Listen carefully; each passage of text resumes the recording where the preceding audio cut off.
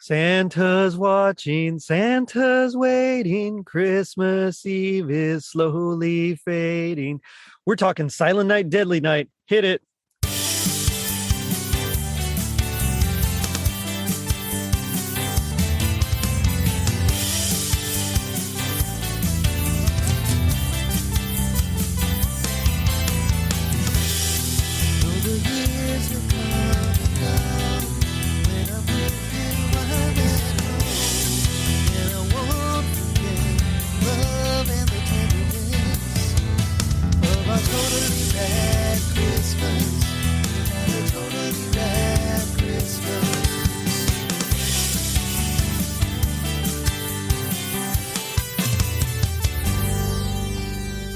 It was 1984. The first ever Turner Prize was awarded to Malcolm Morley. Molly Ringwald starred in 16 Candles. Hulk Hogan won his first WWF championship, and Billy Chapman punished the naughty dressed as Santa. I'm your host, Jerry D, with another episode of Totally Rad Christmas, the podcast that talks all things Christmas in the 80s.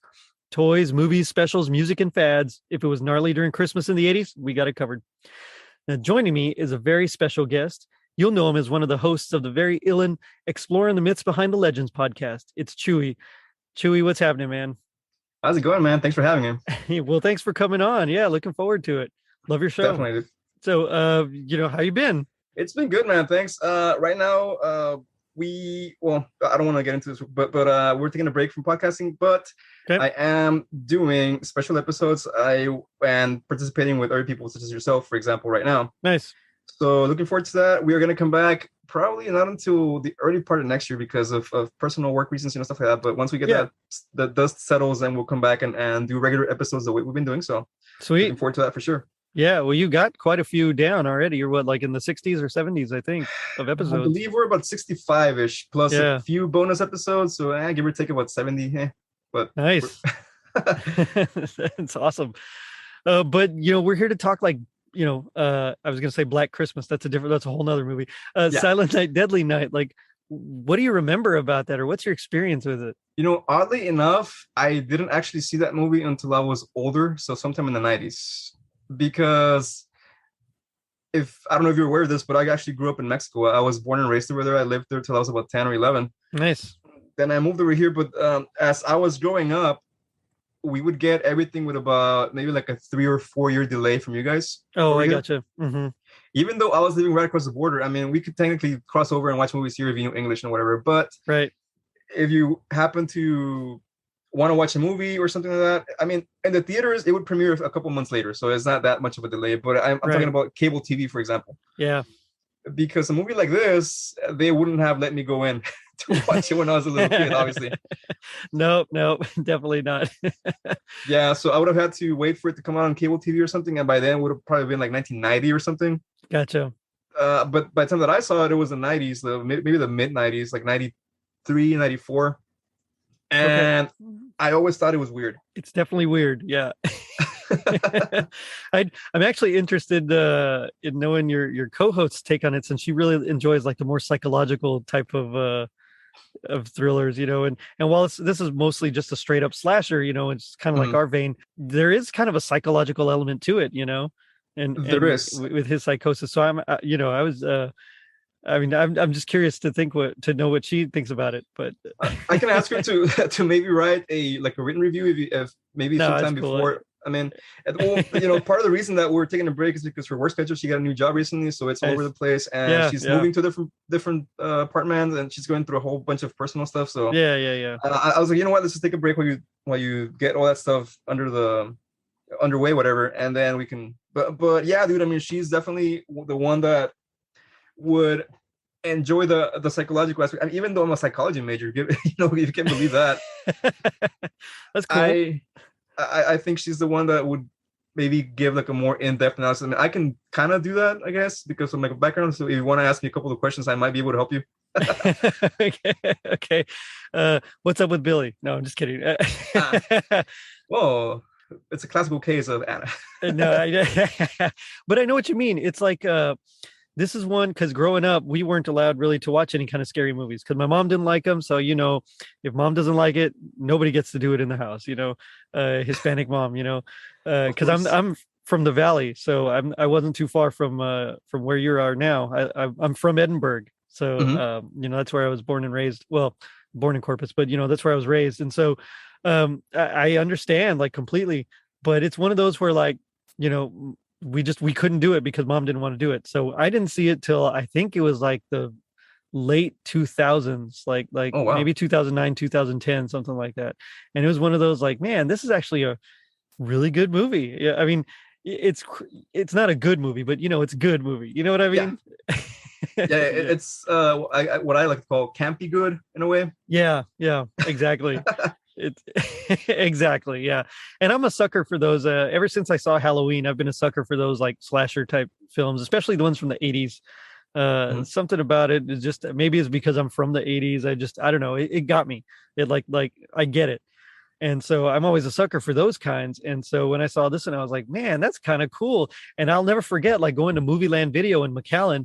And every time we'd see the video cover and it had, Santa's arm out of the chimney with holding the axe. Yeah. And I remember thinking like, hey, it's a Christmas movie. And like, why is Santa having an axe? And, not even thinking about it. It was just like, oh, maybe he needs it to break down a door or something. I don't know. Well, he's gonna cut down the Christmas tree, dude. There you go. There you go. Yeah, that's exactly right. We always had fake trees, so I never did that. But but yeah, it's I just like I remember walking into Movie Land Video in like their old location, not where they ended up, but like their old location, going in, and like when you go into a video store and it has like a certain like an aroma, it's like Oh a yeah. little bit of popcorn, a little bit of candy, just everything. And like I just remember that very distinctly because that was like on VHS, and at the time we only had like a Betamax player. Oh man, that's old I know, school. right? Talk about old school. So it was like, oh, we can't rent it. Not that my parents would have anyway. I mean, I'm sure with the name like Silent Night, Deadly Night, and a Santa holding an axe, they knew what was going to happen. But but at the time, I remember being like super disappointed that we couldn't rent it. So like that's what I vaguely recall. But when I actually saw it, I was like, oh, this is pretty cool. The music is awesome. It like totally Hmm. sets the tone. It's got like the underlying theme of like trauma and repressed trauma, Yeah, stuff like that. I mean, it was cool. I dug it. I dug it a lot.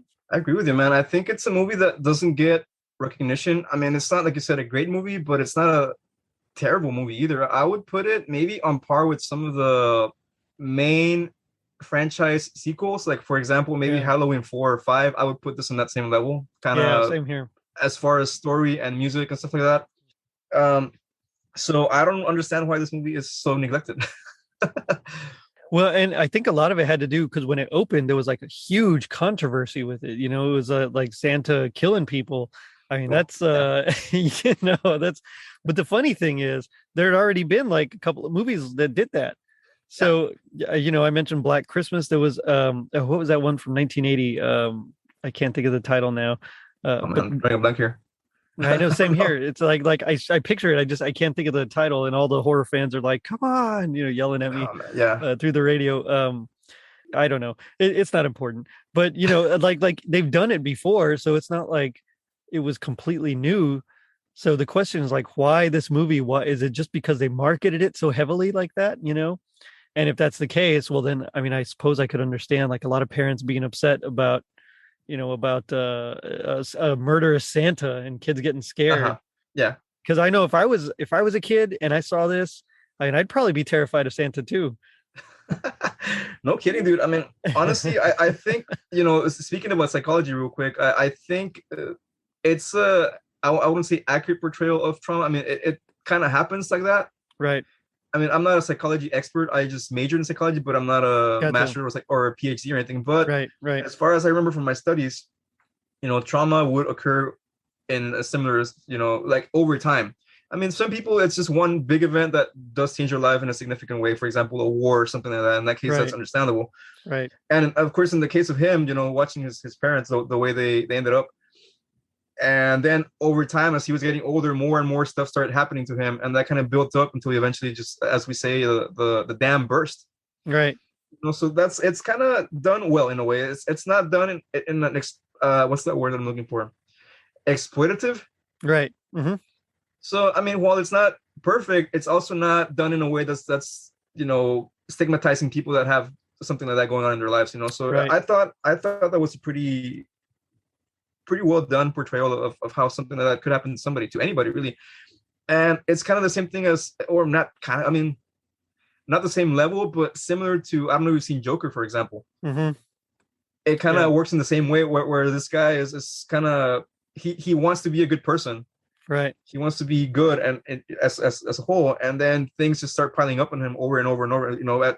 Anywhere he turns, a door shuts, people are pushing him out, and like, no, this, that. So Right. there's no escape until eventually just explodes. Yeah. Yeah.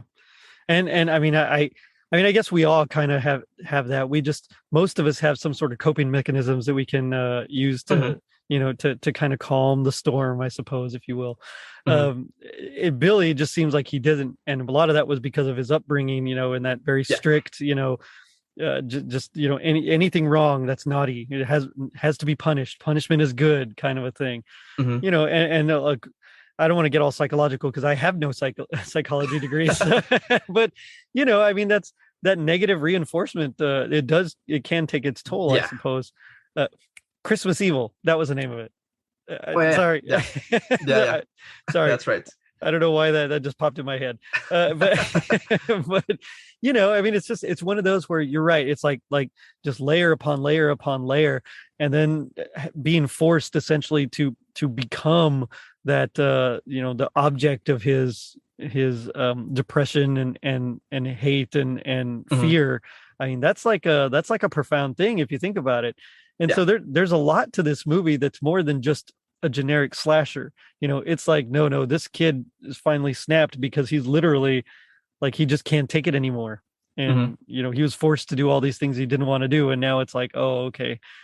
And so I really like it. And at the same time, it's weird because it's Christmas. And so like, I get all like the Christmas, vibes and feels from it with all the decorations and the music and, just everything about it. It's like, oh man, okay, this is cool. And then, oh man, these poor people, Yeah.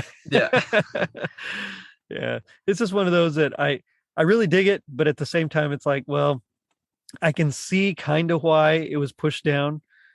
But if you think about some of the other contemporary things, it also doesn't make sense, I mean, I wouldn't say this is the bloodiest or goriest movie of the time. There's a lot of nudity though, so well, maybe that could be it too. Yeah. I mean, yeah, just for your listeners, in case they're not aware, if they're watching this movie, it's not a movie for kids. No, but don't watch it with your kids. But also, I mean, I guess teenagers might like this in a way. But my point is that it's not a family friendly movie. No, definitely not. No. Oh man, it reminds me of like my parents took me to see Gremlins when I was 4.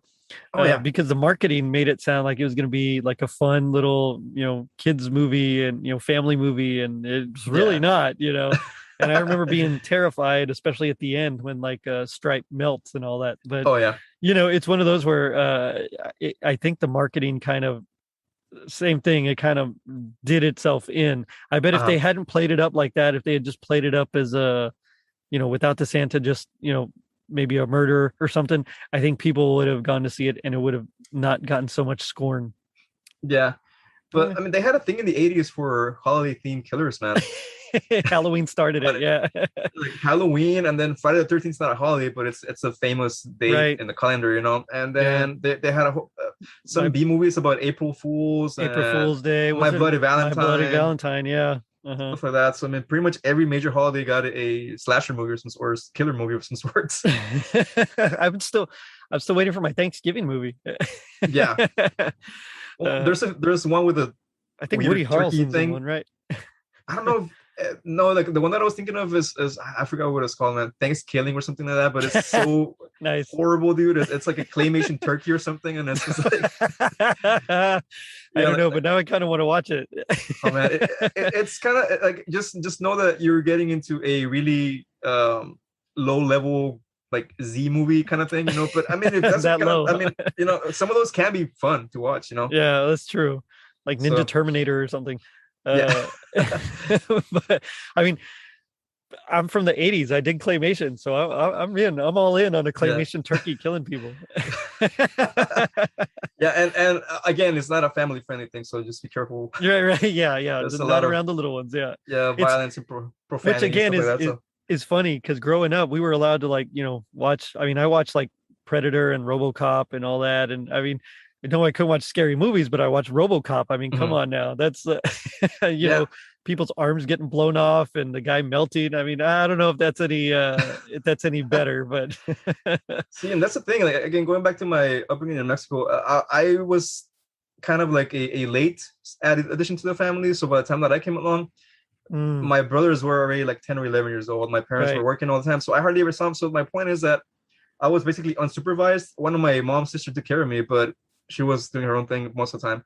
So right. I would be able to watch these movies on cable TV, like on Saturdays. Usually that's when they would That's when they're broadcast these playing. movies, Yeah, yeah, especially late at night also. So I staying up watching, like you said, Predator and RoboCop and stuff like that. And Mexican channels didn't give any, they didn't care about any violence. They would show the violence, dude. Like, oh I wow, mean, it would be dubbed to Spanish, so you didn't hear the right. bad words. But because that was, think about it, it was more important for people not to hear bad words than it was to show a person like melting with acid or whatever that was in Yeah, RoboCop, the you know. toxic So waste. Yeah. or the guy getting blown up, the cop in the beginning, Oh man, that Murphy, traumatized me, man. dude. Like I saw that scene and I was like, what's happening to like what I was like stuttering. I was like, so yeah, in Mexico they don't care about violence. They showed out, you know, but God forbid you hear a curse word in a TV show because it's a little bit more lenient now. Now there's a little bit of Right. cursing, but Yeah. it is what it Yeah. is. I The times gotcha. have changed. Yeah, you're right about that. But I guess we can just go ahead and jump into the plot, you know. Sure, So, man. this movie, if you want to nutshell it, a little boy who sees his parents get killed, becomes afraid of Santa and eventually snaps and goes on his own killing spree dressed as Santa. That's like the nutshell version because I Mhm. like to nutshell these things. But of course, it's definitely more layered than that. And so it starts off. It's like a flashback. It's essentially in 1971. Billy Chapman, who's like the main, the protagonist, I guess, or antagonist, whatever. He's 5 years old. It's like him, his parents, and the little baby, his newborn brother. And so they go to visit like his grandpa. And I guess it's I don't know, maybe the dad's dad. It doesn't matter. But they go to like a nursing home essentially to go see the grandpa, who I guess has been in like kind of catatonic because he doesn't speak, whatever. And as soon as the parents leave, of course, and I don't understand why they left him alone, but they leave the little 5-year-old boy alone with the catatonic old man. And then he suddenly like wakes up and just starts to tell him that you need to run from Santa Claus, that he's scary. And it's like, what? He just freaks this kid out. It's the craziest thing. So I wonder if the grandpa had some sort of psychic episode or something where he saw what's happening, or because they don't really explain that, right? They don't No, really at go all. No. in depth as to how the grandpa wake up, and then as soon as the parents came back, he was all silent again Mm-hmm. and motionless. So I don't know. I mean, this is just me speculating, of course. Like, Right. what if the grandpa had some sort of psychic vision or something in his weird like state that he was in? But I don't know because yeah, that intro kind of was like I don't get why they would leave a kid in a hospital or a nursing home, whatever it was, Yeah. and just unsupervised. And I don't know, dude. It was just like, wow. Yeah, it was the weirdest thing to me. I was like, they're just like, stay here. It's like, no, what? Like, I would never leave my kid. Yes, I know it's like his grandpa, but no. If the guy's catatonic, I mean, who knows what could happen to my son? No, I'm not doing that. Yeah. So, it's like the craziest thing that they're just like, yeah, stay there. And so he just stays there, and all of a sudden, you're right, the grandpa just wakes up, and I kind of like that psychic bit. I think that's gonna be like my new. I'm gonna go with that from now on. Yeah, dude. But he's like, like, hey, Santa Claus is coming. You better run. I mean, he's got like the scratchiest, like most hoarse voice you've ever heard. Yeah. But like if my grandpa did that, I'd be terrified. So I mean, it's just it's crazy. It's just crazy. But especially at that age, man. Like yeah, again, they don't really give any background information on the grandpa, so you don't know who it is, if it's the mom or the dad's parents. right, yeah. You don't know why he's there, how long he's been there. So that was pretty unsettling. Like when he snapped out of it. Yeah. I guess watching horror movies this far along into my life, I could have expected that. But back then, when I first saw it, I was like, oh, like Yeah. kind Yeah. of, yeah. The And first time that I saw it, yeah. basically he just says like, hey, if you've been naughty, essentially he's like, if you've been naughty even once, Hmm. like Santa's gonna punish you. And so there's like this big thing about being naughty, you get punished, which is kind of funny because I guess that's technically like the theme of like most horror movies, especially the slasher films. It's like the Hmm. promiscuous ones, that usually get punished. The ones like maybe on drugs, the ones that disobey, they're the ones that usually end up dying. Yeah. And so it's kind of it's just they really emphasize it in this one. It's like, hey, guess what? This is a horror movie. Yeah, So, and actually, most of the victims in this film are like that in a way. They're people yeah, that are promiscuous, or they drink a lot, or yeah, just bad people in general. I think, except maybe for the one of them or two that close to the end, they right, yeah. I mean, but I agree with you. I think back then that was kind of like the thing yeah. where they would show usually younger people, teenagers. I mean, well, 30-year-olds playing teenagers in movies. Yeah, yeah. But the idea was that it was a teenage group of people, and then one by one they'd be getting knocked out of the park, so to speak. And it was usually because they were involved in activities that were frowned upon. Let's just say that. That's a good way of saying it. Yeah. That's a good way of saying it. Meanwhile, while they're visiting over there, there's a man, like a thief or whatever, robber dressed as Santa, who basically tries to hold up a 7-Eleven essentially, and he shoots the cashier and ends up only with like 31 bucks. And so he's all upset. and and so as they're driving home, the family's driving home, we get this bit where that same Santa, he like pretends he's like having car trouble. So they like pull over, and basically he shoots the dad in the head and tries to like rape the mom. When she fights back, he like slits her throat, and the little boy, Billy, he kind of runs, and the Santa's gonna like go after him, and then he gets spooked, and he ends up leaving, whatever. But it's like uh, it's that's it. Like his parents are dead. He witnesses Santa trying to, or the man dressed as Santa doing all these terrible things. So now he has a thing against Santa, so much so that 3 years later, when he's in the nursing an orphanage, excuse me, he's like in like a Catholic run, orphanage. It's run by nuns.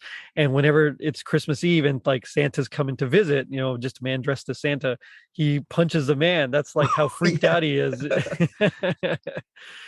Of course, anytime they portray the church, it's very much in a in a strict sense, especially with uh, nuns. Nuns, for some reason, nuns equal strict. That must have been a real thing, because every time it's just like, dang. So the mother superior especially is just like, you must be punished. You were naughty. And I mean, dude, that's a hardcore nun, dude. I'd be terrified of I her. would too. Yeah. Like I'd be more Just scared of her than the Santa. dude, yeah. I mean, she was like, I guess by that time it was the 70s, right? So she must have been raised in like the 30s or 40s. So that was like old school upbringing, dude, Yeah, for real. where people thought that corporal punishment was the answer to everything, kind of thing. Like, Yeah. so you forgot your homework. Well, let me smack you in the face a couple times, and like That's right. that'll set you right, their kid, Billy, whatever. And but yeah, dude, I've never went to a Catholic school or anything like that. I don't No, know I if didn't people out either. there Yeah. Yeah. would mind sharing some sort of stories, whatever, if they want to. But Right. my point is that I never was in depth in that environment. I mean, I would go to Right. church with my parents. I mean, we're Catholic, or we are Catholic. We just don't practice very much. Right. But every now and then we'd go to church, but we never really interacted with nuns or priests outside of that setting. So I don't know Right. what it would be like to be raised or even taught by a Hmm. nun or a priest or something like that. So that looks really hardcore, man. But I agree with you. Every time that I see that in a movie, it always looks like they're really hardcore and they're always slapping people in the face. And it's like, man, like, I know, it's just it makes me laugh every time, because it's like a trope. But I mean, this mother superior is like super hardcore. So Billy like finds, or he gets out of bed. I guess he was like in punishment in being in his room or something. He's not supposed to leave, but he ends up getting out, and he catches two, again, teens, or I don't know if it was I don't know who they were, if they were like orphans or if they were That'd be like weird. one of the nuns or something. I don't know. I don't know what they were, just some of the workers at the place, but he catches them, having sex, and he's punished for it too. I mean, Yeah. she's like, you got out of bed. You weren't supposed to get out of bed. And I'm like, what the heck? Like what are you doing, lady? And this lady just, I don't understand her, man. She's Yeah, so just hardcore. she just piles it up on him, dude. And that's the like what I was saying a little earlier. That's how it starts building up with him. Like every little thing he Every little does, thing. Yeah. it seems like it's everything is his fault, even the things that are not his fault. Yeah. So it's like in a situation like that, it's like, oh, what am I doing? Like, what do I do? Like everything that I do is gonna end up with me getting spanked or whatever. So right. I think, I don't know, maybe it's just me overreaching, but I think the lady secretly enjoyed that stuff. Kind of Yeah, like it did seem like that too. Yeah. kind of the authority. I don't know what the word is, but I guess that's the word. Like the establishing her authority, or whatever. Right. By punishing, I would have to assume that she would do this to more kids, not just Billy. Right. And in the orphanage, whatever. But we only see Billy because it's his story. Because it's his obviously. story. Yeah. Mm-hmm.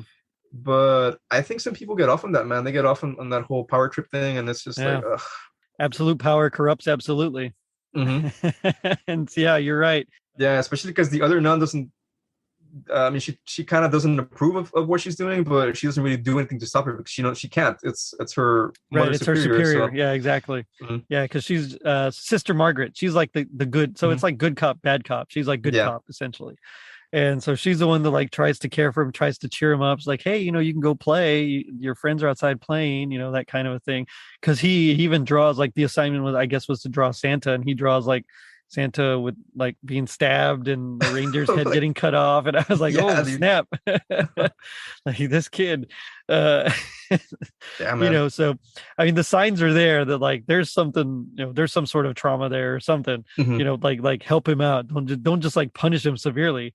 Yeah, and that's what the other nun would bring up. She's like, this is not the way. And she's like, no. And the mother superior was like, no, my methods work. You'll see that my methods are the way to go. And it's like, well, so far they haven't worked, ladies. I know. It's like, no, they're not doing their thing. I want to change your strategy a little bit. Exactly. And then it just like time jumps.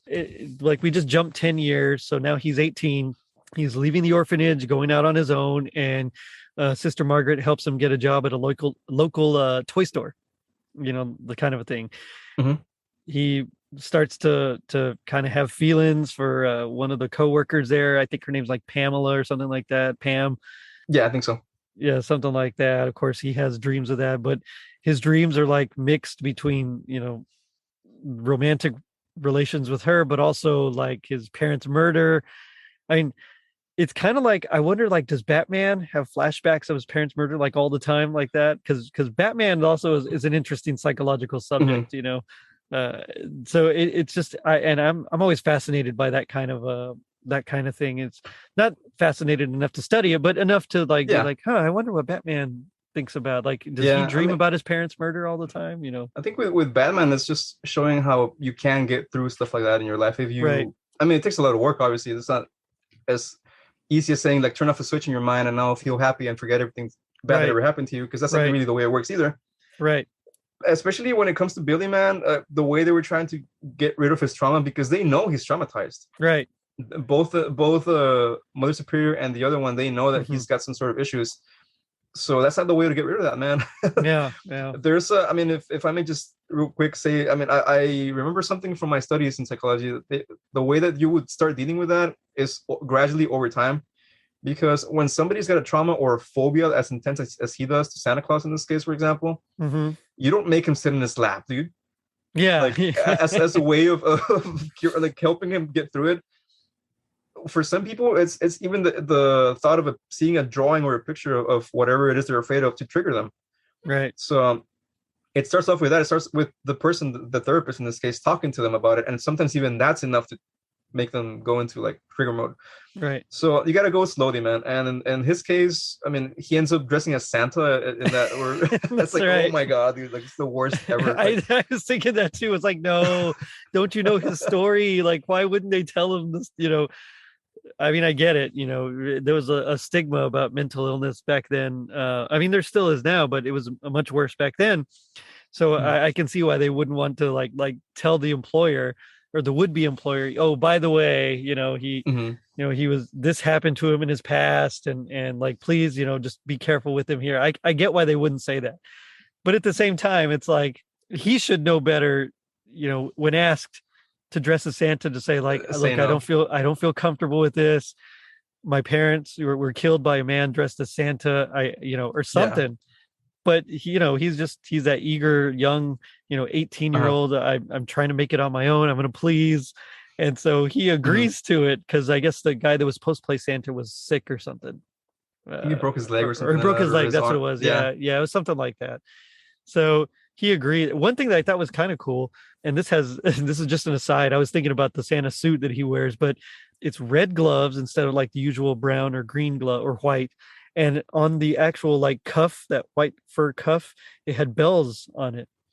Oh, And really? I and can't every remember single that. one had bells. And I thought, oh, that's an interesting like design choice. So I didn't know if that was like an aesthetic of the time of the, but I thought it was interesting. That is interesting. I didn't remember that at all, actually. Yeah, and so it's like well, I watched it again this morning just to make sure that I remembered it enough. And Mhm. sure enough, yeah, it's like that's why when the lady or when that one teenager, that are fooling around downstairs is like, oh, it's the cat. She thought it was the cat's bells, and it's from the bells from his suit. Oh, so that's where that came from. Okay. Yeah. Yeah. I don't know. I guess it was an excuse maybe to use that. Or I don't A I don't plot know. device. Yeah, exactly. I would assume it's counterintuitive because the whole point of Santa Claus is to be stealthy and so the kids don't hear you. That's right. Yeah. So, I mean, but given this is evil Santa, I guess he wants people to hear him and come to him and so he can. That's very Moon Knight. Yeah. Do you ever read Moon Knight comics? No, actually, I haven't. No, Okay, I yeah, know, yeah. I know who the character is, but I have never Yeah. really read his comics or anything like that. So he dresses all in white because he wants them to see him coming, essentially. Oh, okay, so it's instead of like Batman who wears the dark clothes so he can hide, yeah. Moon Knight's like, no, no, no. They're gonna see me coming. They're gonna know I'm about to beat them silly. Yeah. Oh, okay, So yeah. So he's kind of like the anti-Batman. I remember because I read like an article comparing him to Batman. So I get okay, yeah. that makes more sense now. Yeah, he's like I think he's like a Batman essentially with dissociative identity disorder. Yeah. And so it's just, yeah, but I mean, it's like kind of that same thing. The bells, I guess it's like, hey, I'm here. Come Mhm. see me. I'm Santa instead of instead of what we would expect from Santa, like get Yeah. in, get out quick. No one sees me. That kind of a thing. Yeah, dude.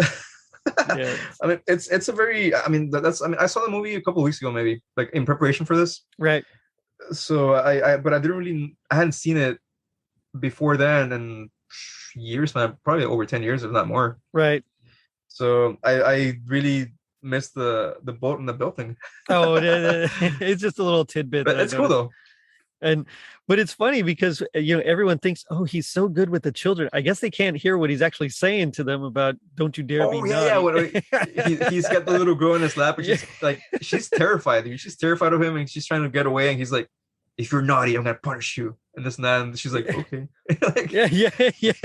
Because she like won't stop squirming and like she won't talk to him. And so basically he like gets after her, like don't you dare be naughty, Santa, yeah, punishment is good and all sorts of things. And he scares he scares the heck out of her. But the parents just watching like, oh, he's so good with the children. oh man, they had no idea in a few They hours. have no idea. So yeah, he eventually work is done. It's Christmas Eve. Everybody's gone. They have like kind of a little party, and he's still dressed as Santa. Like if it was me, and like I would have gotten out of that as fast as I could. I would have been like, I'm not doing this Oh yeah, ever that's right. Yeah. again. Like, but no, he just stays dressed as Santa, and the shop owner, he like brings out the booze and they're like drinking and having a good time because it's Christmas Eve, time to celebrate. And Mhm. but he stays in the costume, which is like the worst Yeah. thing you could do. Especially if you mix it with alcohol, man. Exactly, yeah. But I don't think he doesn't drink, right? I don't think. No, he doesn't really drink, but he gave him a drink. He was like, "Come on," and so they toasted, and Oh, so okay. yeah, so he did have some drinks, but he saw the girl that he liked, Pamela, kissing like I guess his immediate supervisor. I don't Oh know yeah, yeah. the jerk or The coworker, yeah, the jerk the coworker, yeah. yeah. And so, it's like the girl he likes, and they go to the back, and he kind of follows them. And it turns out the guy's like trying to rape her essentially Yeah. because she's like, stop, stop. And so Billy tries to save her, but he kind of snaps a little bit and he strangles, he Yeah. strangles a dude with Christmas lights. But he's like ridiculously strong all of a sudden because he lifts him up with like one hand. He's like strangling him with like one Yeah, I was gonna hand. ask you that. He lifted the guy with one arm, right? Just Yeah. like Darth Vader style.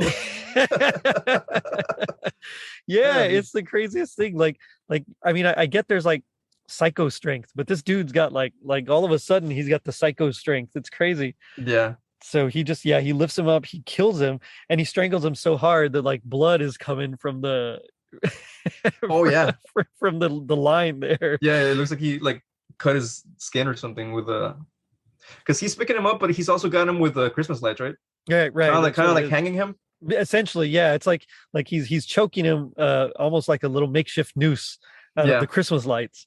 And so it's like cuts him and he's like bleeding from the neck, and then of course he dies. And Pamela, who he's into, like just freaks out. She's like, you're crazy, instead of like, thank you for saving me, which I mean I get, like, you don't kill someone, but still, like, if this dude just kills someone in front of you, don't call him crazy. Don't Yeah. insult him. He's obviously got some issues. Yeah, dude, but then well, I mean he was already so far beyond the age that he actually ends up killing the girl too, the one he liked. So He does, yeah, with a box knife, I think, right? yeah, I think he pretty much cuts her open like a turkey or whatever, like a gutting a fish, kind of like when you go fishing. Pretty much, yeah, yeah.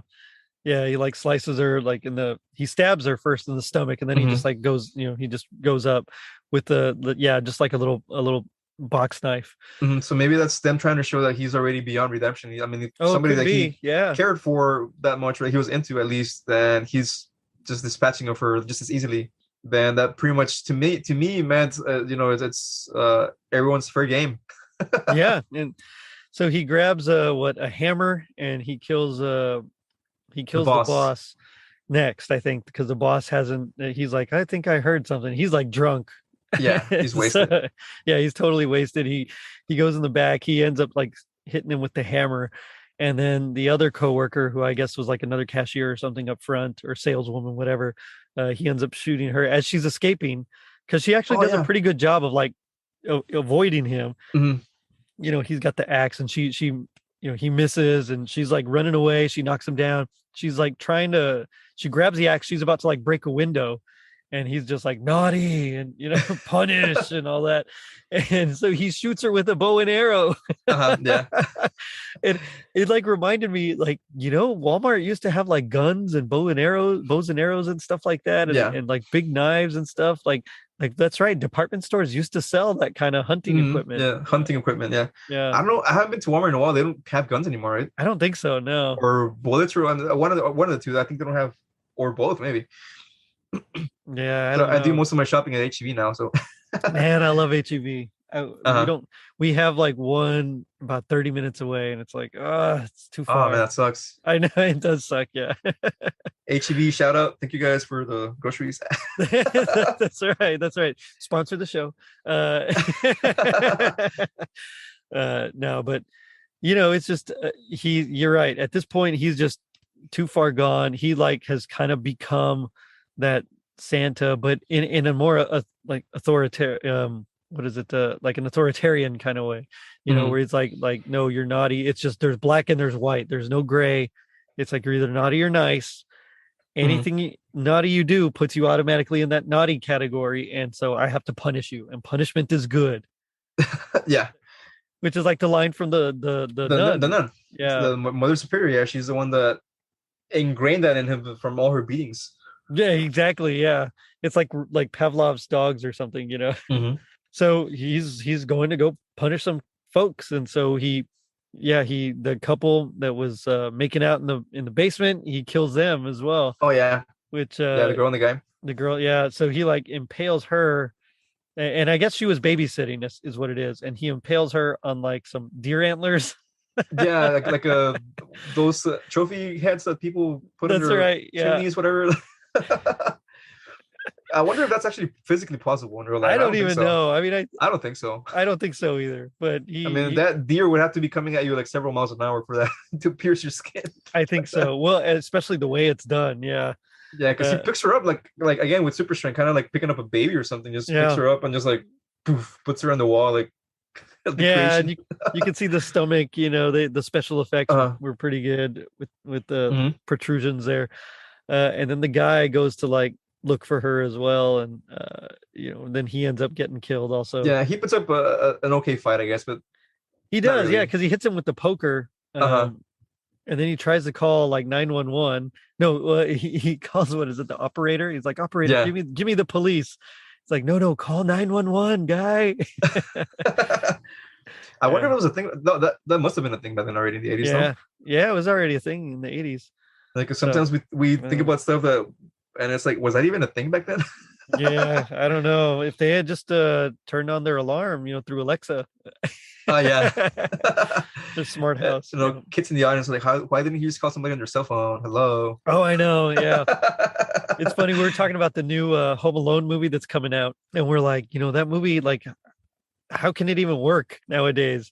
There's a Home Alone movie coming out. Yeah, it's like a not a reboot, but it's Home Alone essentially. It's like a new kid. It's has nothing to do with the McAllisters or anything.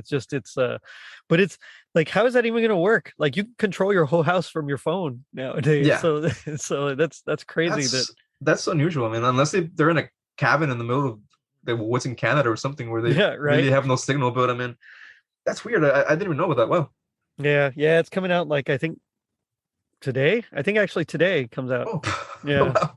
I don't know. Anyway, it doesn't matter. I'm not gonna watch it probably for. I'll wait.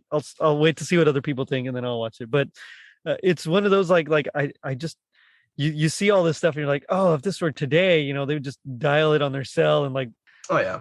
one of the things that I always thought was funny about these slasher films is that people are like, they're dumb. Like Oh yeah. run. Don't just run. You see the guy, you knock him down, grab his weapon, run as fast as you can in the Uh-huh. opposite direction. But no, they stick around, they drop their own weapons, they're get distracted. It's like, now you guys, and I love this genre. Don't get me wrong. I think it's Uh-huh. fun. There's a lot of cool stuff, but people are dumb in these movies. Oh, of course. But I think it's part of the charm, though, dude. It's just like, uh, there's this horrific, and this movies and all of them, really, all of the slasher ones. Right. This horrible person committing all these murders. So I guess that's kind of like part of the charm in a way, like kind of maybe showing the innocence of the characters versus the what do Oh, you call it, maybe. like the evil of the antagonist, So, Right. but I do agree with you. I mean, I think they're dumb as rocks. I mean, like, wow. Yeah, it's just funny. Or you think of like Friday the 13th and like their friends are getting all killed all over. It's like, no, just pick a direction, run as fast as you can, stick together, don't investigate anything. Yeah, Just dude. I don't know. Like, if I were ever in a situation like that where I know someone's kind of coming after people that I'm with or that I'm around, whatever. Like, I right. don't know, dude. Because a lot of us think like, oh man, I would be prepared or I would be, whatever. But would you really? I mean, that's kind of like, Yeah, I know what you mean. Well, and it's not like we know exactly what's going on all the time with everybody, yeah, yeah. But everywhere. but I do agree with you that some things dude. Like, if you hear a noise, why do you go see the source of the noise? Exactly. Yeah. If you know that you're supposed to be at home with somebody or by yourself, even like there's people that they're by themselves in their homes in these movies, Right. and they hear something and it's like, oh, is that my cat? What is that? Like, and it's like, no, dude, that's not your cat. Get out, get out of your house. Like, leave. Oh man. Yeah. So he kills that couple and then they realize like he's, because at this point Sister Margaret knows that Billy's up to something, because Yeah. he was told like, oh yeah, he's going to be Santa. And she's like, oh no, don't do that. Uh-huh. And then they find out about the murders. And so she's talking to the police. She's like, I think I know, like there's kind of a pattern to where I think he's headed back to back to the place, Orphanage. the orphanage. And sure enough, well, hold on. But before this, so after he kills a couple, I forgot about that. I want to mention this part. the little girl that they were babysitting like Oh comes yeah, down, yeah, and she's like sees him. She's like, Santa, did you bring me something? And he's like grabs the blade that he killed Pamela with, yeah. and he's like gonna kill her. He's like, have you been naughty? And she's, have you been nice? She's like, no, I've been good. He's like, all year long? She's like, yeah. So he gives her like the blade. Yeah. That's crazy. Yeah, and she's like, what is this? Essentially, yeah. She's just kind of looking at him, and he just like leaves. But so yeah, so then he goes to the Oh my god, orphanage. yeah. But that scene like tripped me out. I was like, oh man, this guy. Yeah, I mean that's the one line I guess they don't cross even to these days, man. They don't. Yeah, yeah, I don't know if you saw the Netflix Fear Street movies. It's implied that kids get killed in those, or at least in part two, I think.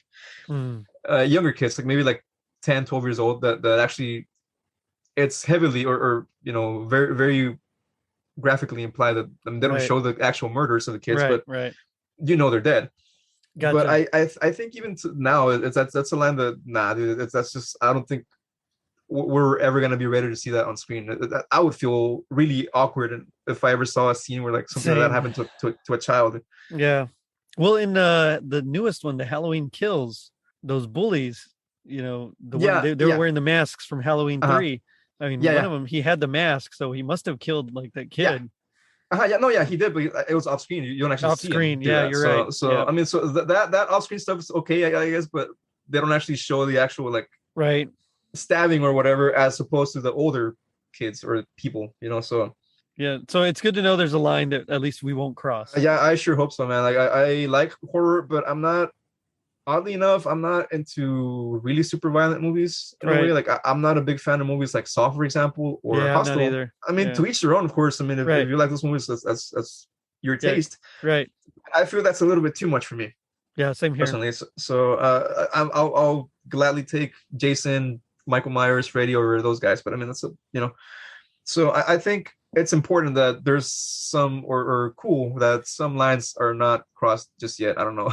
No, I hear you. I completely agree. That's some Which like is deep web stuff, man. yeah, no thanks. Yeah, exactly. Yeah, I'm gonna stay away from the dark web. Yeah. But then it's funny because of the very next scene is like those kids, it's like some teenagers gonna ride down the sleigh and their Oh yeah, sleds, and then there's like the bullies that pick on them and like yeah. beat them up or whatever, and so then they start sledding, and the first one goes down, the second one's like sledding down, and he just Like with his axe just punish, like whatever. yeah, just decapitates him. That was Which funny, is dude. terrible. I hate it's bad we're laughing about it, but Yeah, no, it is kind of funny the way it happens. yeah. And of course, it was made for like $750,000, so it's pretty low budget considering. And I mean, you can tell that it's I mean, considering that, I think the movie was pretty well done. I mean, yeah, and yeah, I actually agree. I think for what it was, for what it cost, uh, that's definitely pretty well done. do you think that these movies were at some point made unintentionally comedic by stuff like that? I mean, we're laughing about this horrible scene, but Yeah. I mean, it's not really the intended effect. The intended effect is to scare you or to make you uncomfortable. But here we are laughing about it. Well, and I wonder if it's just at this point, society has progressed and desensitized at least enough that what could have been funny back then is just like, oh yeah, okay, I see what they did. And then, Mhm. again, also like with the special effects coming so far that sometimes, and I love all those old movies from the 80s, but sometimes seeing like the stop motion Harryhausen thing, it just doesn't Oh quite, yeah, it just doesn't quite land the way it yeah. used The to. green screen, like And green screen, yeah, exactly. You can see like the outline around their bodies from where they cut it. So yeah, I mean, I think some of it is just the way that technology and stuff has progressed. mhm. But so it's the next day.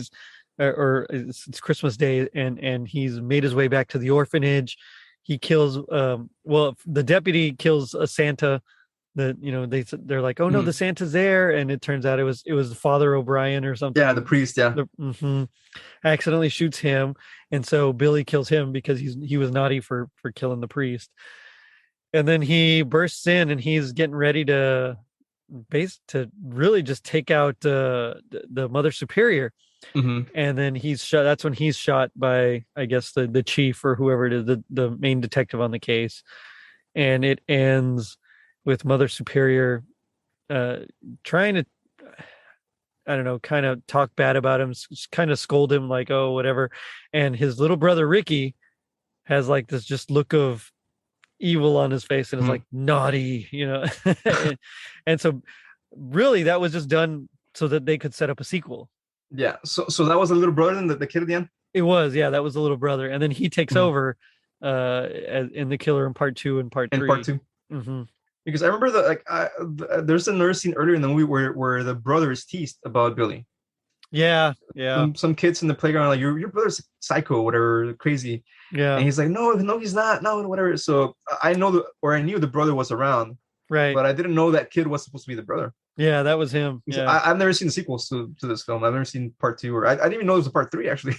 there's So, actually like 4 and a 5, I think. oh wow. Yeah, yeah, but apparently the those two have nothing to do with like the first 3. Oh, you know, okay. yeah, it's one of those like Halloween 3 kind of a things. Yeah. So, but yeah, this like was huge. It was on like Dateline and I mean all sorts of just crazy publicity about how violent and how terrible it was that there was a Santa Claus killing people. Siskel and Ebert actually they like read the names of like the production companies that helped produce it and some of the crew, and they were like, shame on you. I mean, it's like this thing really garnered a ton of hate. Uh-huh. It opened the same day as Nightmare on Elm Street, which I thought was kind of cool. And that first like weekend, it actually did better than Nightmare on Elm Street, Wow. but it had like I think twice as many opening theaters, and and then it just tanked because of all the publicity. So Hmm. you know how it goes. But That's crazy, man. it really is. I mean, I can't believe some of the stuff that I was reading about it. I mean, there's like tons of trivia about this, and it's just like, oh man. Apparently, Sam Raimi almost directed the film, so that's kind of cool. That would have been really interesting. That would have been. I would have loved to have seen that because I mean, Sam Raimi. I mean, he's great. Evil Uh, Dead, man. yeah, exactly. Yeah, Spider Man. Yeah, Yeah. but yeah, you're right. All those, of course, Army of Darkness is like one of my favorites. Yeah. Yeah, and that was like a comedy It horror was film. essentially, yeah, yeah. They by that time they'd kind of just turned it into that. Yeah, the film. And one thing I did think was really cool before we get it before we start wrapping it up here, but the composer actually he improvised the score. Like he just started improvising, whereas most composers actually, they kind of play out some themes, play them for the director, Yeah. and then the director approves them or doesn't, and then they kind of retweak it and all sorts of things like that. This one he basically just kind of improvised over it and then just did another run through and added a couple of textures, and then that was it. It was done. It's a really cool score, man. I like. I mean, I listen to a lot of music more closely, I guess, because I play music. So Yeah, me that too. Yeah, that's one of the things that catch my attention right away. And this one was pretty good, I thought. yeah, I did too. I mean, a lot of the originals. So they were going to do a spin-off like Christmas album that was going to be released as a tie-in, and so Morgan Ames actually wrote like I think 10 to 12 songs that was going to be released on this album. And of course, after all the bad publicity, they just like nixed it. But like I think 4 of the songs actually appear in the so that when I sang in the beginning, that one actually was in there. There's another one later on, the Christmas Fever that shows up in the Oh song. I yeah. mean, yeah, and it's like they're scored really well. She Hmm. arranged like the vocals just really good, and apparently she helped found like Inner Voices, which is like a very famous LA like jazz vocal group. Oh, cool. And yeah, I know. So it makes sense because they're really known for a lot of their like their Christmas shows. So Hmm. so it's like, oh That's yeah, awesome, man. I you know I did Silent Night, Deadly Night. It's cool. I'll arrange all these tunes.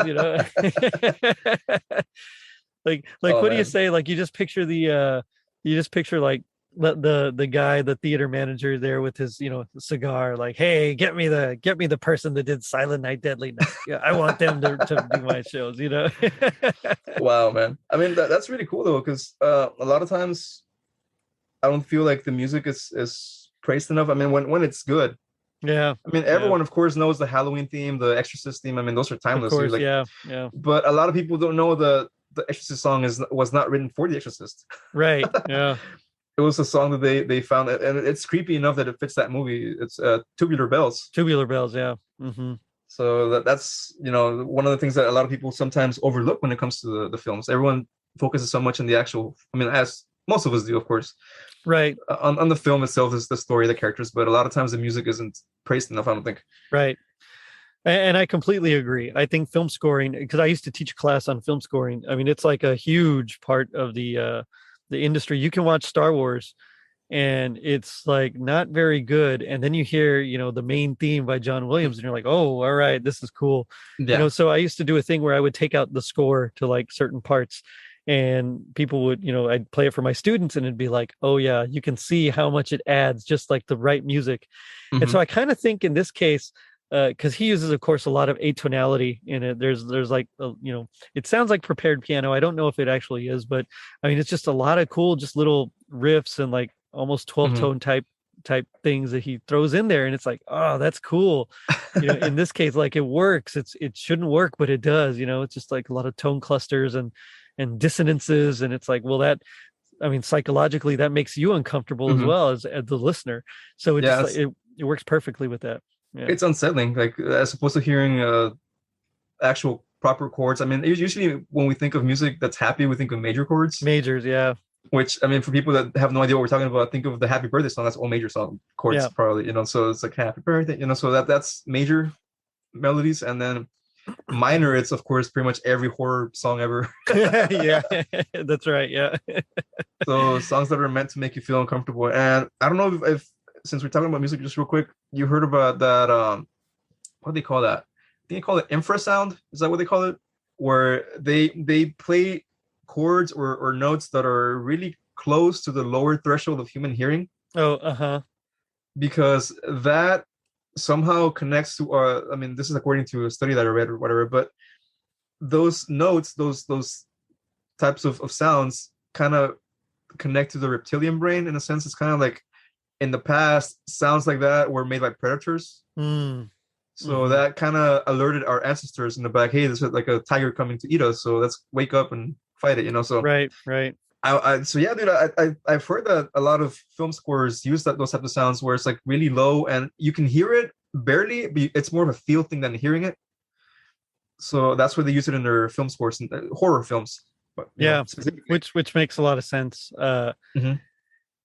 I mean, that's the goal, is that you want them to feel, that kind of like terror and so, I mean, especially, I mean, you think about movies like Psycho and the score there by Bernard Herrmann, and I mean, that's classic, and he did it just purely through, tonality and dissonance and stuff like that. But that's because that was of its time. They didn't really think about some of that. But then you think about like Alfred Schnittke and like some of his stuff, and he did that kind of thing where he would use like tone clusters but way in the low bass.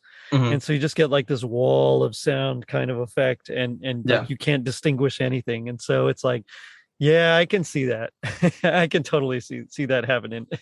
Totally sets the mood, man. Yeah, exactly. But they did last year release an actual soundtrack album, and so it's got Perry Botkin's score on it, and then it's got like 12 of the tracks by Morgan Ames, and they're actually pretty good. They're kind of bluesy. There's like a little bit of doo-wop in some of them. It's like a weird eclectic mix, and so I can see why they were like gonna try to release a Christmas album. Like, you can hear every track, and it's like, God, this would have been a pretty cool album. Yeah. Do they talk about murder in the lyrics? Where is there any lyrics to this songs, or?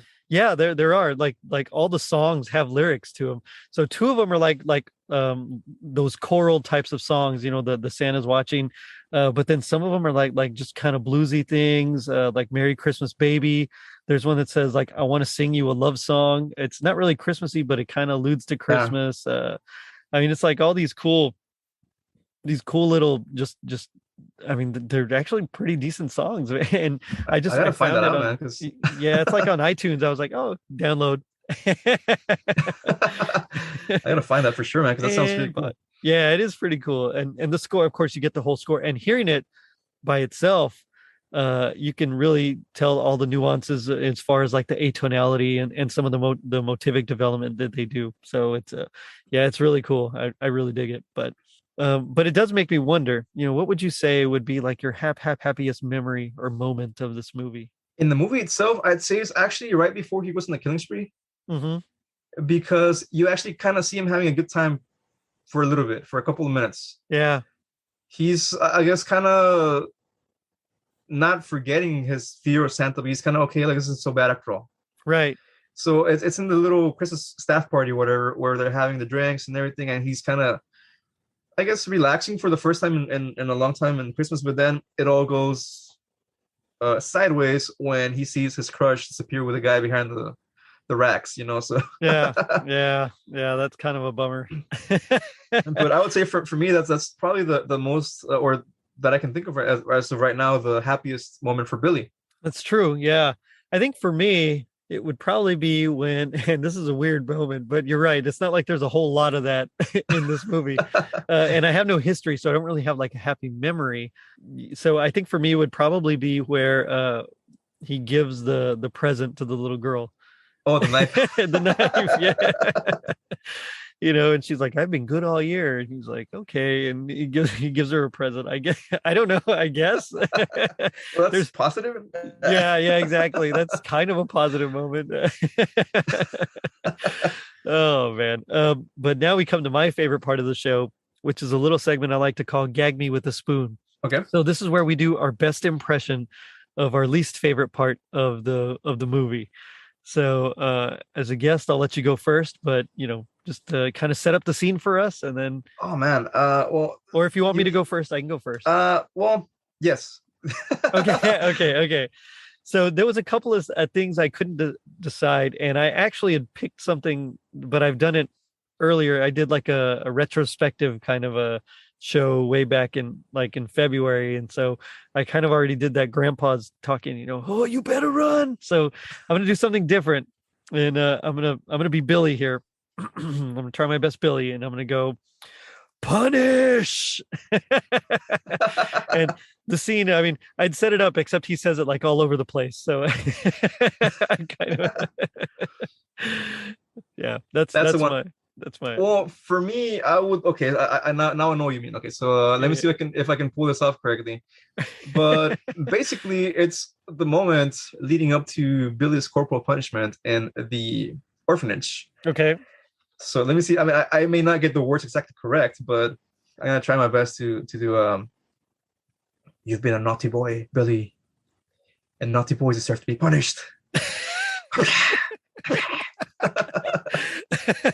I dig it, man. I dig it. That's good. Something like that was good. Yeah. That was a creepy nun, man. She was, and you're right. I think she enjoyed doling out punishments a little too much for my taste. Yeah. Poor guys. They didn't deserve that. But oh man. But it does make me wonder. G.I. Joe, they taught us that knowing is half the battle. What do you think the other half is? I would say doing. Oh, okay. That's nice, and that's good. Yeah. I mean, because you can acquire knowledge, but if you don't use it or do anything with it, then what's the point? That's true. Yeah, it's true. And that's better than mine. So if knowing is half the battle, the other half is not getting a job where they might make you dress up as the cause of your repressed trauma. Or I guess mine, I mean, Billy sure did something. Yeah, he did. Yeah, that was the doing. Yeah. It's a lot of doing in this film. That's a lot of doing. Oh man, Chuy, it's been fun talking with you, man. But likewise, man. Tell me about your show. Tell me about it. It's sure a great thing, man. show, We are a horror-based podcast. I do have a co-host named Monica who could not attend because of reasons. Yeah. But it's the two of us. We've been friends for a while, and we decided to take a shot at making a podcast. We're both horror fans. Essentially, what we do in our episodes is, or what we've been doing, we're going to change things a little bit. But what we've been doing so far, up until this point, is we, of course, go over the movie. So kind of like the way we just did right now in your episode. Mm-hmm. Talk about the movie, the cinematography, the score, the scenes, the plot, actors, etc. And then we also interject some humor in it.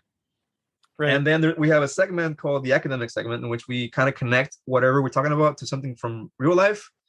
or as close to real life as we can find. So, for example, we were talking about The Exorcist, which I don't think we've done, but if we were to talk about The Exorcist, I would maybe find a couple of cases, quote unquote, from real life that and their implications, what happened, what was the outcome, stuff like that.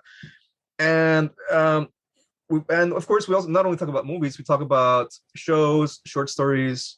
I think we've done a couple of graphic novels, maybe anime. Nice. I think we did Castlevania, but I think we only did one season. We got to go back and do the rest of them. That's an awesome show, by the way. Recommend 10/10. Yeah, I've only seen the first 2 seasons, but I enjoyed them. I really did. Yeah. No, season 3 is a little weird. I'm not gonna spoil anything. It's a little weird, and then season 4 kind of picks it up again a little bit. But I mean, okay, cool. It's not that. It's not. It's only bad if you don't like the way the direction. Gotcha. but anyways, yeah. But yeah, dude. It's really fun.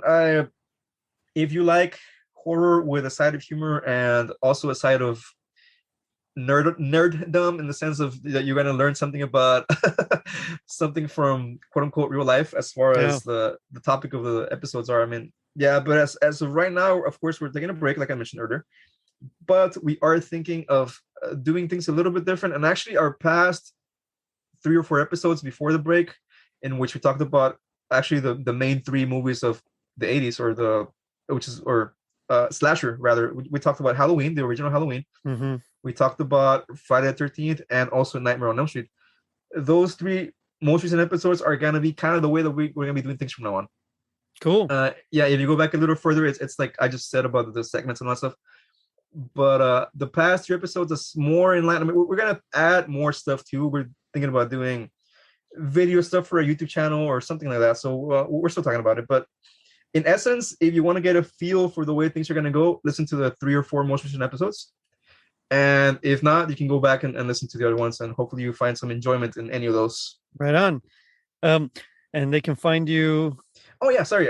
Social media, of course. We are on Facebook, Instagram, Twitter. It's probably easier if you go to our link tree because we have every link there. Cool. So our link tree is just linktree.com/myths behind LGDS. So you can find everything on there, from a Spotify link, our YouTube channel, Facebook, Twitter pages. Everything's on there. We are usually more active on Twitter than any others because that's actually, I'm surprised, that's been like the most active for us. Nice. And it's funny because when we started, Twitter was dead. We had like 3 followers for like the longest time. And then it started snowballing, dude. We find you guys, the community. I mean, it's been really surprising in a really good way to find that a lot of podcasters are really supportive of each other, man. It's just really, really cool. It's really amazing. It's really awesome. Very pleasantly surprised, and I hope that does not change. I agree. I mean, I think there's something we all just want each other to succeed, and I really dig that. That's just man. I mean, it's kind of like the opposite of the music scene. Yeah. I mean, you mentioned you're a musician, but I don't know if you've ever played in a band or anything, but man, bands are like trying to always sabotage each other. Which I get, but at the, you want to be, I mean, I get it, but at the same time, I'm always more of like, let's just all do good, because there's like, we could all put on a great show and the audience would love it. But for me, I never tried to make it big. It was always just more like, let's just make people have fun. That was like my thing. So, but you're right. It definitely is the opposite of that. Dude, it's like cutthroat, man. Like somebody will steal your guitar or something, or break your speakers, or throw cymbals at you. Yeah, dude, it's they'll throw cymbals at you. It's a no man's land, bro. It's like the Wild West when you play a show. But yeah, dude, I mean, just to finish that comment real off, the podcast community is on Twitter has been real awesome, and I mean, we've been meeting people with you. We've been from all over the place, and last week I just interviewed a person from South Africa, and I'm going to release that episode because what I'm doing right now, as we're taking a break in the podcast, so that the name doesn't stagnate and doesn't become forgotten. Because dude, the thing about podcasting is that if you're not putting out content, you're gone. Yeah. Because there's just so many of us out there, and so what I'm doing, what I'm doing is I'm trying to find people to interview or talk to, or just talk for a few minutes, and I'll be releasing that as special episodes. So I met somebody from South Africa, dude. Where would I have done that in the past? Like, right. I mean, it's possible, I guess, but with podcasting, it's just amazing how connected the world is, and it's just like really, really, really fulfilling. That's the word I was looking for. Nice. And but you also do like a cooking segments as well, which is kind of cool. Yes, actually, that's kind of weird because see, that's one of the things that we talked about doing little extra quirky content, and I'm not a TikToker. Right. I'm in my late 30s, so I felt like TikTok was for kids. Yeah. Teenagers, Same. Yeah, I'm in my early 40s, so yeah, I hear you. Every time that I saw a TikTok video, it was some kid doing something like a trick on a skateboard or dancing or something like that, right? Something fun for them. Right. And I was like, how can I ever make content for a platform like that? But then, of course, everyone started. My co-host Monica was like, no, dude, just do whatever. I mean, play music or something. And I was like, well, I play music already in some of the episodes. Pretty much all the music that you hear in our episodes, I made, like all the little background music and stuff like that. Right. Sometimes in some of I haven't done it in a while, but in some of our episodes, I do play like a little song, like a theme song or for whatever we're talking about. So we got a theme song for example, the Wendigo. We got a theme song for who else? A couple of creatures, that we talked about. Right. So I was like, I gotta do something different for that because I already do music and the episodes sometimes. And like, I was like, well, I like cooking, so why not do that? And it's like weird because it's like you never imagine a horror podcast having like a recipe section. but there you go, man. And the first couple of movies or videos that I try making funny, and it's okay, but I was like, nah, that's a little bit too much. Let me just kind of do a straight up cooking, and that's what I do. Yeah, I put a picture of the ingredients, and then I just show myself what I'm doing, and I explain it in like a minute or give or take. So you should try his you should try his fried chupacabra recipe. It's awesome. That'll be released in the next couple of weeks. No, but seriously, it's cool stuff. It's always fun and interesting, and I love to cook, but I don't really get to much anymore, especially during the season now because I work at a Christmas store. So man, we're doing our like 11 to 13-hour days, 6 days a week. So it's like, no, I'm not. I get home like I'm tired, just you know. So I enjoy all your videos because it's like, oh man, that's cool, like that sounds good, I want to make that. So thank you for that, keep it up. yeah, sure, man. And it's real easy stuff, man. I'm a cooking enthusiast. I'm not a chef. Like I haven't gone to any formal school of cooking or anything like that. Right. I like cooking. I grew up again because of the way that I grew up, like I mentioned earlier, I was pretty much alone all the time. I had to learn how to cook most of my meals. Yeah. So that's and it's just something that I'm really into, and I'm glad you enjoy it, man, because it's fun to make that content. And like I was saying, it's easy stuff, man. I'm not making like the what is like sauteed goose with like blue cheese sauce and like whatever like unicorn horn powder or whatever. Like I'm not making any of that stuff. It's just like, what am I making? Well, I'm making like pizza on a flatbread or whatever, or like I'm making what's the other one that I made I think, did I do the one for the I did it for a chilaquiles, so that was the one of the recent ones. I remember that's the one. Yeah, it's just tortillas. I was gonna say migas, but you're right, it was chilaquiles. Yeah, it's just tortillas that are chopped up with chicken and tomato and onion, and that's easy, dude. Like but it's fun. Yeah, I agree. Definitely check them out. It's a cool pod. You can't wait to hear you guys come back again. And guys, go listen. If you're not listening, I mean, do you even podcast? So do you pod? That's right. Do you pod? But again, Chuy, it's been a lot of fun. So likewise, thanks for being on, man. Well, definitely, man. Thank you for having us, or me, but us in spirit. My co-host is here. That's right. Yeah. And yeah, dude, your show is also pretty amazing. It's really fun to listen to, and I know you're doing pretty good, or you were for a while. Yeah, I haven't seen you post in the Twitter space. I mean, you kind of do every now and then, or maybe I just missed those messages, but. Yeah, well, especially now, I'm working like a lot, so I just, as soon as I get an episode, I'll drop it, and then that's about it. Like I barely comment, I barely do anything because I just don't have time. I'm at work, Yeah, me too, man. Actually, I was, the reason why I could start the podcast is because I was working part-time. I was working at 3 days a week. Oh yeah. Because of the whole pandemic thing, and I didn't come back full-time until maybe like a couple of months ago. So. Well, and that's why I started as well, because it was during that lockdown period or whatever, whatever they're called it, where we couldn't go anywhere. And so same thing. I was like, well, they've been telling me I need to start a podcast. I guess I'll start it. So it kind of went from there. It's cool, man. Maybe sometime we can have you on our show. Yeah, anytime. I'm always down. Always down. All right, dude. So Definitely. and on that note, I'm going to end it by saying, can you believe this? It's Christmas Eve and we got orders to bring in Santa Claus and to check us out on our social media pages, Facebook, Twitter, and Instagram.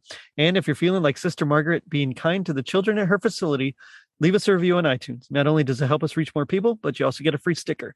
Now, don't forget to check out our merch shop on tpublic.com and our brand new website, courtesy of Tis the Podcast Elf, Tom Crow. Later, dudes. How's it going, everybody? This is Chuy. And this is Monica. And we are from the podcast titled Exploring the Myths Behind the Legends, where we talk about stuff like horror films, shows, and folk legends. You can find us on Anchor, Spotify, Apple Podcasts, and Podchaser. Like us and give us a review.